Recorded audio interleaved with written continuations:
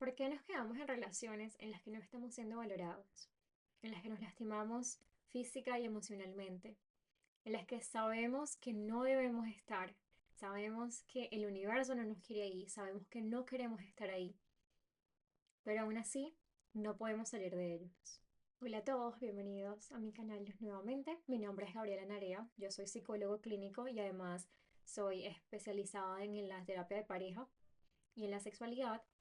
Y en el video de hoy vamos a hablar sobre por qué nos quedamos. Pero creo que el video de hoy es bastante especial porque no solamente quiero compartir teoría, no quiero que lo veamos desde la perspectiva de los libros, sino que lo veamos desde esa parte humana. Así que si alguna vez has estado en una relación en donde sabías que no debías estar, pero aún así te quedaste, o si en este momento te encuentras en una relación, ya sea de pareja, de amistad, familiar, en la que sabes que te estás lastimando, te estás haciendo daño constantemente y aún así es imposible para ti salir de ella, quiero que te quedes hasta el final para que primero entendamos juntos el por qué sucede esto y segundo, cómo podemos salir de ahí. Pero volviendo al tema, creo que muchos de nosotros nos hemos encontrado en una situación así, ya sea en el trabajo, en compañeros del colegio, en familiares o relaciones de pareja, donde cada día sentimos que caminamos como entre bombas.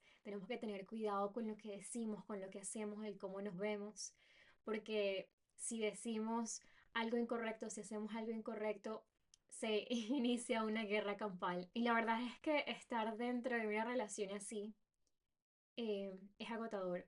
Es agotador física y mentalmente. Y aunque muchas veces lo reconocemos, incluso estando ahí, sabemos que debemos salir, se nos hace muy complicado soltar. La verdad es que yo personalmente he estado en una relación así. Y hoy en día puedo ver que fue una relación muy, muy tóxica que me hizo muchísimo, muchísimo daño, tanto psicológico como emocional como físicamente. Y aunque conscientemente mientras estaba en esa relación, yo sabía que debía salir, yo sabía que debía soltar, se me hacía muy difícil. Creo que la noche que más recuerdo particularmente fue unos días antes de mi cumpleaños, creo que fue el día antes o 2 días antes. Estábamos de viaje por mi cumpleaños, estábamos celebrando en la playa y tuvimos una discusión muy, muy grande. Y era una discusión que inició por algo muy insignificante. Pero esta discusión se elevó a un nivel en el que, al que yo tuve que irme de esa habitación, yo tuve que irme de ese hotel. Y luego de encontrarme en en otro hotel, ya calmada, sola, recuerdo llorar toda la noche en la cama pensando, primero, cómo llegué aquí y segundo, por qué dejé que todo esto pasara. Porque la verdad es que tenemos que admitir que cuando estamos en esa situación, no solamente es culpa del otro, sino a veces también es las decisiones que nosotros hemos tomado que nos han llevado a esa situación y que no nos han dejado salir. Y no quiero que te sientas culpable. Esto no es un video para ni sentirte culpable ni sentirte víctima, sino para que empecemos a tomar acción, para que empezamos a entender el por qué sucede o hacer que eso deje de pasar. Y al final creo que para mí la enseñanza básica que me dejó toda esa situación fue el aceptamos el amor que creemos merecer. Y es que en ese momento yo pensé o yo sentía que todo lo que merecía era lo que estaba recibiendo y que no merecía algo mejor, porque eso era lo que Gaby podía tener en su vida. Pero de nuevo, si te encuentras en esta situación o te encontrabas en una situación parecida, quiero que recuerdes que no estás solo y que todo esto tiene un trasfondo más profundo. Ahora que tocamos como esa base, hablemos de por qué sucede o cuál es la psicología detrás de todo esto. ¿Por qué nos quedamos en relaciones que nos lastiman, relaciones que no nos están sirviendo? La verdad es que hay varias razones y siento que todas estas se conectan con la forma en la que nuestro cerebro funciona. Primero que todo, siento que tiene una conexión muy fuerte con el sentimiento de culpa, sobre todo porque cuando nos encontramos en relaciones tóxicas, estas se vuelven como un ciclo muy vicioso. Entonces, en donde uno empuja, pero luego como te vuelven a jalar y te dicen, no, pero es que si esto no está funcionando es porque también es tu culpa. Entonces, ¿cómo podemos arreglarlo? Los dos vamos a intentar arreglarlo. Pero lo cierto es que si no está funcionando y si los dos están intentando simultáneamente arreglarlos, a veces es mejor tomar un paso al lado, dejarlo sanar y luego si de verdad ambos están comprometidos, volver a iniciar, pero no mezclar todas las emociones y dejar que todo ese daño se vuelva mayor. Lo cierto es que eso fue algo que me afectó muchísimo a mí o una de las conexiones que ahora puedo ver que me hacían mantenerme allí y era esa sensación de culpa. Yo entiendo que yo lastimé mucho a esa persona y esa persona también alimentaba como esa culpa. Obviamente no digo que sea una mala persona, sino que tal vez por su desconocimiento él actuaba desde ese lado. Y era como, no, sí, es que también tú tienes culpa de esto y esto y esto y esto. Lo que me hacía a mí quedarme decía, ok, bueno, sí, yo hice este daño, entonces tengo que reparar de esta manera.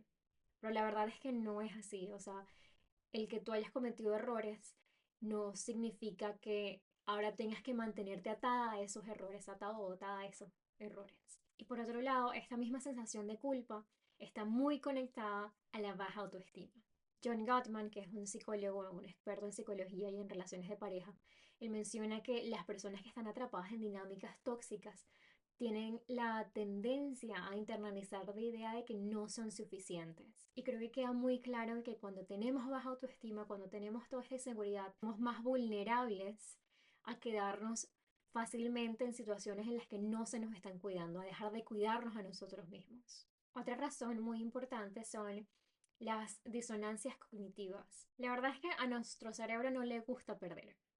Por tanto, algo que sucede muchísimo es que tenemos esta mentalidad de que si ya invertimos muchísimo tiempo en esta relación, muchísimo esfuerzo, no lo vamos a dejar ir fácilmente. Y no solamente se queda ahí, sino que nuestro cerebro intenta buscar razones o intenta buscarle un sentido al por qué no nos hemos ido. Y decimos, "Oh, bueno, es que no puede ser tan malo porque si no ya me hubiese ido antes". Y empezamos a ver, no, pero es que claro, es que sí, bueno, puede ser que la relación no sea perfecta, pero todas las relaciones necesitan trabajo, necesitan esfuerzo. Entonces yo puedo hacer que esta relación funcione y que mejore con el tiempo. Es decir, tu mente está buscando ajustar la realidad eh, porque prefiere eso, ajustar la realidad a sentir o aceptar que se ha estado lastimando. Así también hay algo que es más profundo, eh, que es el vínculo traumático. Este fenómeno sobre todo ocurre cuando hay ciclos de abuso, pero están mezclados con momentos de afecto. Lo cierto es que la mayoría de las relaciones tóxicas o la mayoría de las relaciones disfuncionales no son tóxicas o disfuncionales todo el tiempo, sino que son un ciclo. Tienen estas etapas bonitas en donde está la reconquista, la muestra de afecto y todo eso, y luego empieza el maltrato, el daño y toda la parte negativa. Pero es un ciclo. Y lo que sucede con este ciclo es que le genera a nuestro cerebro como una especie de adicción emocional. En el 2018, en Journal Interpersonal Violence, se publicó un estudio que explicaba cómo estas dinámicas crean una dependencia parecida a una montaña rusa. Y es porque estas te hacen daño, te lastiman, pero luego vienen acompañadas de una caricia, un te amo, que hace que tu cerebro libere dopamina. Y ahí es cuando tú te enganchas. Y por supuesto también tenemos el miedo. El miedo a estar solos, el miedo a no encontrar a alguien más, el miedo a sentir que tal vez era la persona correcta, o el miedo a empezar de cero. Y cuando nos damos cuenta de que sentimos este miedo, creo que es importante que recordemos una de las frases más bonitas que uno de mis amigos me compartió cuando yo estaba en ese momento, y es que el cambio es doloroso, pero nada es tan doloroso como quedarse atrapado en un lugar donde no pertenecemos. Y es cierto que nada de esto es únicamente tu culpa, no es tu culpa haber tenido que llegar ahí o tener que enfrentarte a esta situación, pero sí es tu responsabilidad tomar una decisión y actuar. Pero esto nos devuelve la pregunta, ¿cómo salimos de estas relaciones tóxicas? ¿Cómo dejamos ir todo esto? Sobre todo, ¿cómo dejamos ir sin volver atrás? Creo que lo primero es reconectar nuevamente con tu valor personal. Las relaciones tóxicas te consumen, te hacen olvidar quién eres, qué te gusta, qué quieres, cuáles son tus sueños. Por eso creo que un ejercicio muy útil es escribir 3 cosas que te gusten de ti. Siéntate contigo en un lugar tranquilo en donde te sientas seguro, segura, y escribe en un diario 3 cosas. Y no tienen que ser solamente logros, pueden ser cosas simples como Me gusta que sé cómo escuchar a los demás, me gusta el cómo cocino, me gusta mi sentido del humor, etcétera. Esta técnica se utiliza muchísimo durante la terapia, sobre todo cuando estamos intentando reconstruir la identidad de una persona. Lo segundo es llevar un diario emocional. Este es un recurso súper poderoso. Sobre todo me gusta muchísimo cuando lo tenemos siempre como a la mano. Entonces luego de tener una interacción con alguien, escribir el cómo me siento ansioso, me siento tranquilo, me siento visto, me siento ignorado, etcétera. El ejercicio número 3 es establecer límites. Y yo sé que no es sencillo, sobre todo luego de vernos en una situación en la que todos nuestros límites fueron ignorados y ultrajados. Pero quiero que empecemos a dar ese pasito para ser firmes. Y los límites empiezan con cosas sencillas como el decidir bloquear a alguien, decidir cortar ese contacto. Y sé que en este punto específico el contacto cero a veces es complicado, dependiendo de la relación o dependiendo de, de qué conexión haya entre las dos personas, sobre todo cuando son padres que tienen hijos en común. A veces es muy complicado romper el contacto, pero sí que podemos poner intermediarios o incluso determinar que el contacto solamente se va a referir hacia los niños. No tiene que ser ni siquiera el tú cómo estás o qué ha pasado en tu vida. Dejar todas esas charlas fuera de límites. Ahora bien, en este ejercicio quiero que mantengamos firme en nosotros que no se trata de que estemos castigando a la otra persona. A nosotros no nos importa eso, el cómo se siente la otra persona o intentar lastimarlos o devolverles el daño.